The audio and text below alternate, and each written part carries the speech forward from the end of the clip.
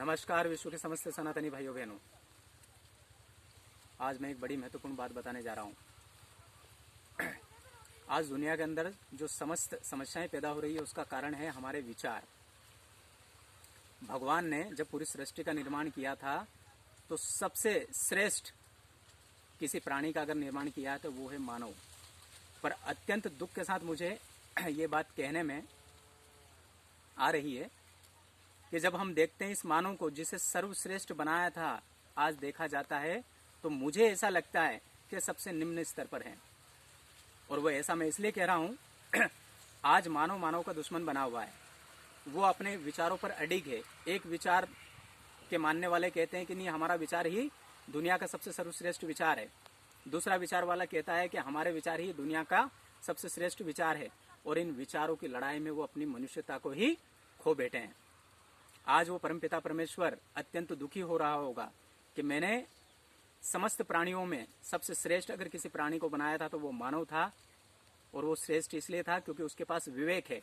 पर हम जब मानव को पूरी तरह गौर से देखते हैं तो कई सारे मानव हमें विवेकहीन दिखाई देते हैं। और उसका जीता जागता उदाहरण हम बांग्लादेश में भी देख सकते हैं। मानव बनना ही नहीं चाहता। ईश्वर ने तो केवल मानवों की एक ही जाति बनाई थी और एक ही धर्म बनाया था, और वो धर्म है मनुष्यता। इंसानियत से बड़ा कोई धर्म नहीं होता।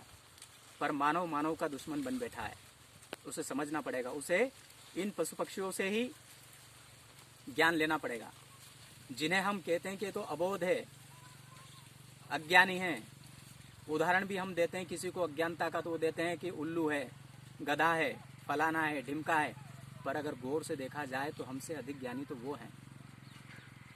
एक पक्षी मंदिर पे बैठ जाता है, वही पक्षी उड़कर वहां से मस्जिद पे बैठ जाएगा। वही पक्षी वहां से उड़कर चर्च गिरजाघर पर बैठ जाएगा। वही पक्षी उड़कर कहीं भी बैठ सकता है। पर इंसान ऐसा करने के लिए तैयार नहीं है और फिर भी अपने आप को सर्वश्रेष्ठ समझता है।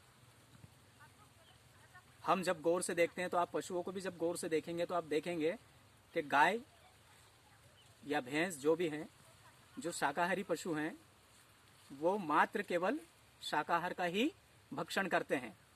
और जिन जीवों को भगवान ने मांसाहारी बनाया वो केवल मांस का ही भक्षण करते हैं।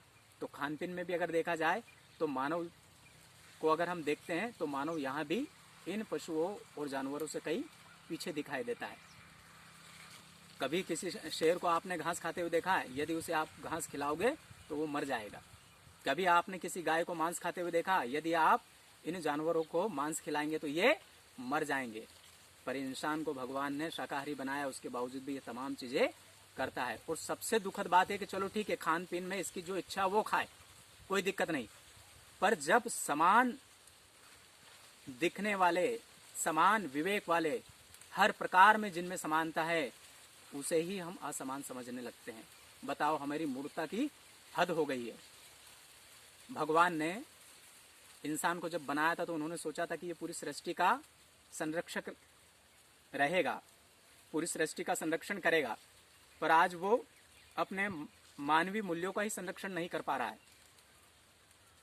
तो मुझे अत्यंत दुख के साथ ये कहना पड़ रहा है कि कब हम मानव बन पाएंगे।